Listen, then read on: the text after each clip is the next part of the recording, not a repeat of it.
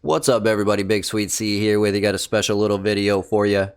Today, I want to talk about a game that we've been streaming over on the old Twitch Arena. So if you haven't done so yet, please do me the favor, head on over there, hit that follow button, become part of the Sweetness family on the old Twitch station, and so you get all the fantastic live streams instead of having to wait for just every Sunday here on YouTube. You get plenty more over on Twitch. But now that I've gotten that out of the way, the game we have been playing recently is Remnant from the Ashes. Now, this was originally released on PC, PlayStation 4, Xbox One back in 2019, and then it got an upgrade for PS5 and the Xbox Series in very recently here in May of 2021. It is a an action role-playing third-person shooter game developed by Gunfire Games and published by Perfect World Entertainment. Gunfire is also known for their previous From the Ashes games, Chronos, whereas Perfect World Entertainment, they did Neverwinter, and they did the Final Fantasy Type O Online as well. So a couple of companies that have done some stuff that I've heard of, but no companies that I've actually can remember playing any of their games up until now. So when I was first told about this game, I was told that it was going to be just like Dark Souls with guns. And the truth of the matter is, to be quite honest, it's a pretty accurate description. So I've had a ton of fun playing it, especially because I do like third-person shooter games. If you like any of the Gears of War games, if you like the new Outriders game, I also got a very, very Nier Automata. I haven't played Nier Replicant, so I can't compare it to that, but I got a very Nier Automata vibe with this as well. But the Dark Souls comparison is actually super, super accurate in terms of the way the game is played. You're like that third-person view. You have limited capabilities on what you can wear and what weapons you can use, and then there's everything from the stamina gauge right down to the Dragon Heart, which would essentially be your Estus Flask shard that you can upgrade and use over and over again. Cool thing is, you don't have to upgrade the Estus Flask in terms of strength. The Dragon Heart always refills your life all the way back to the beginning. It just depends on how many uses you have before you have to reset it. Speaking of resetting, exactly like Dark Souls, they replace bonfires with checkpoints, and then you can travel back and forth between certain checkpoints just like you can in Dark Souls 1, where when you get the Lord Vessel, you can fast travel back and forth between the different bonfires. You can do that here in this game as well. Another little tidbit is the enemies. So you can make boss weapons just like you can in Dark Souls. You can the weapons you can get, you can mod them almost as if you were imbuing them with magic or faith. There's a blacksmith a la the blacksmith at Firelink Shrine, Andre, everybody's favorite blacksmith. It is almost identical in its way how the two games play out, even so much as we'll say first, like, boss. You get to Orlando in the original Dark Souls, you have to fight Smo and Ornstein. Well, in this game, you have to go into the swamp. You got to find the beast of the swamp. Turns out that it's actually these two beasts that you have to fight at the same time. Very, very reminiscent of the Smo and Ornstein from Dark Souls. So it really did remind me of that quite a bit. But it was it was slightly different. The gameplay does borrow itself from the mechanics. Do borrow itself from the Souls series, but again, instead of melee combat, you have a couple of weapons. You have your main weapon, and then you have your sidearm. You do have a melee weapon in case you need it, but to be honest with you, I haven't used it hardly at all. I use basically my main weapon and my sidearm They can vary between machine guns, shotguns, hunting rifles, sniper rifles, etc., etc. And again, you can also attach mods to them as if you were imbuing them with special perks, which gives it its own little unique customization. You create your own character, but you do have the 3 founding principles. A la Dark Souls, you can either be the knight, the warrior, the sorcerer. This one, you've got the hunter. I believe you have a melee up close and personal, and then you have like a middle ground support character as well. So you have your baselines, and then you can create whichever character you want, and you do that through the traits that you earn.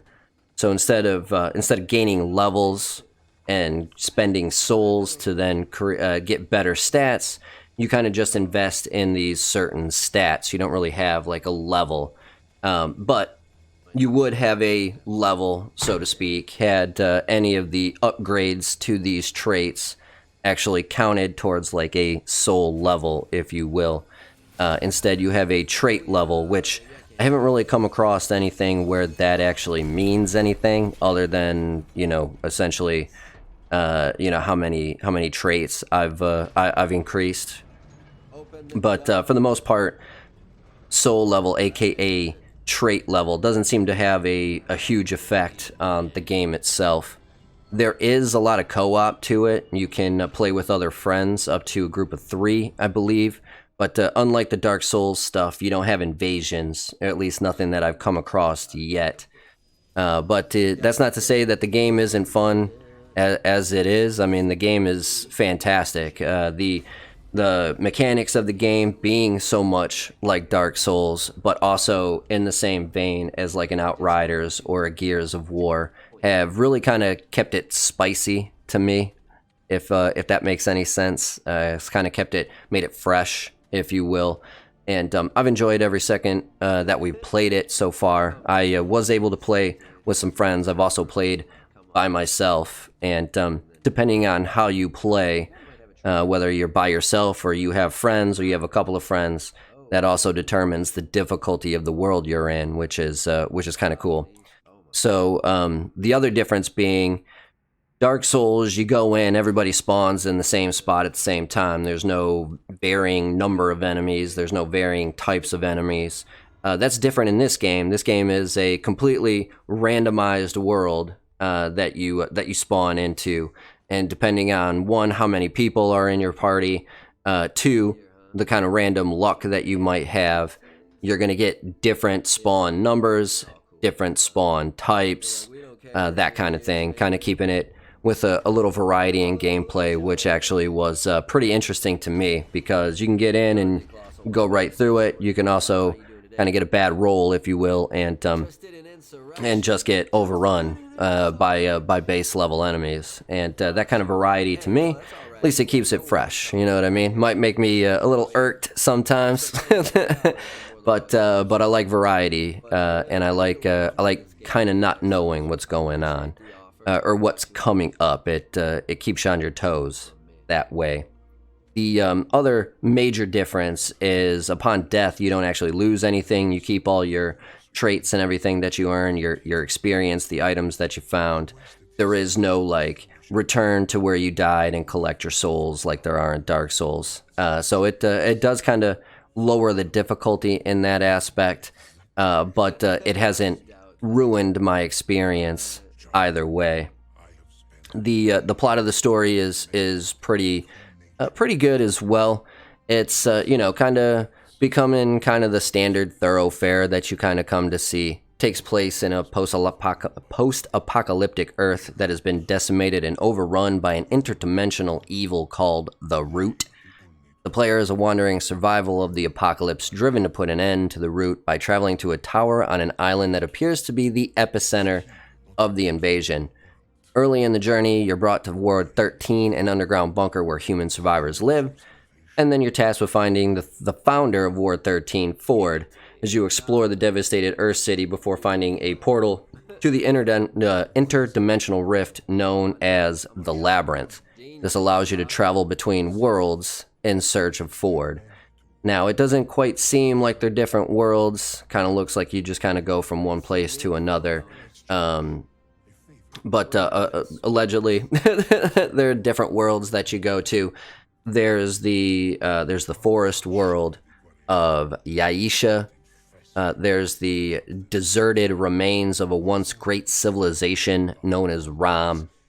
And then there's even farther into the game that I don't know. There's another world that we haven't found yet because I haven't traveled that far into the game yet.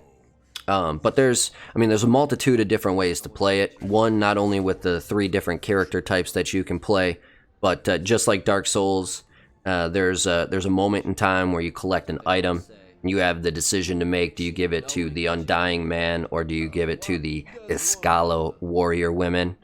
Now, I ended up giving it to the Undying Man because I didn't know any better. But it'd be pretty curious to see what happens if you give it to the warrior women. And so it does give you the opportunity to go through it at least 2 times. So there's at least two playthroughs that would be worth going through to see what happens. It also has a varying difficulty scale. There's the normal, which is what I'm playing on right now. I believe there's hard, and then I think it's called nightmare after that. So there are a few difficulty tiers. I'm assuming the items that you get are better in the higher difficulty tiers. There's also boss weapons in this game that you can create by killing certain individuals. Now, I've only ever come across the option to do like one of each. I don't know if there's maybe somebody later in the game that I can make maybe mods or something with these items, or if it's just the one mod lady who turns it into the boss weapon. I don't know that just yet. Haven't quite gotten that far into the game, but it has been very reminiscent of Dark Souls without being essentially a complete copy.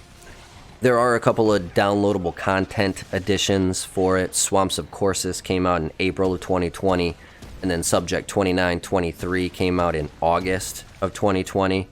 I'm not sure if they are available on the Game Pass version, which I'm playing, but they are out there if you get yourself into this game and you want more of it.